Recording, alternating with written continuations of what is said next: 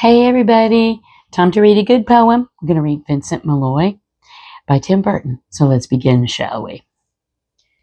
Vincent Malloy is 7 years old. He's always polite and does what he's told. For a boy his age, he's considerate and nice. But he wants to be just like Vincent Price. He doesn't mind living with his sister, dogs, and cats, though he'd rather share a home with spiders and bats. There he could reflect on the horrors he's invented and wander dark hallways alone and tormented. Vincent is nice when his aunt comes to see him, but imagines dipping her in wax for his wax museum. He likes to experiment on his dog Abercrombie in the hopes of creating a horrible zombie, so he and his horrible zombie dog could go searching for victims in the London fog. His thoughts, though, aren't only of ghoulish crimes. He likes to read and paint to pass some of the times. While other kids read books like Go, Jane, Go, Vincent's favorite author is Edgar Allan Poe. One night, while reading a gruesome tale, he read a passage that made him turn pale. Such horrible news he could not survive, for his beautiful wife had been buried alive. He dug out her grave to make sure she was dead, unaware that her grave was his mother's flower bed. His mother sent Vincent off to his room. He knew he'd been banished to the Tower of Doom, where he was sentenced to spend the rest of his life alone with the portrait of his beautiful wife.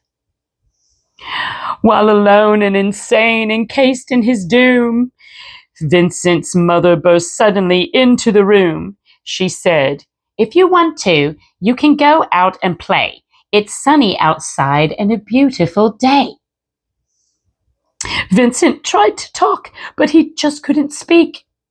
The years of isolation had made him quite weak.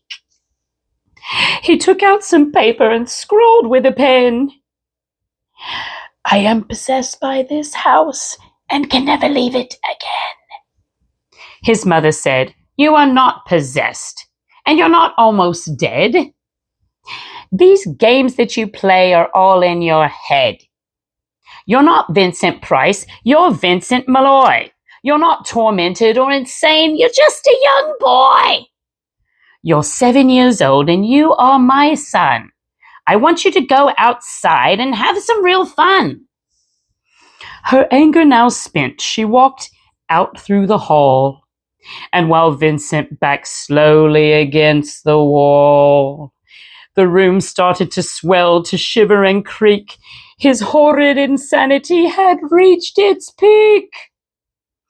He saw Abercrombie, his zombie slave. He heard his wife call from beyond the grave.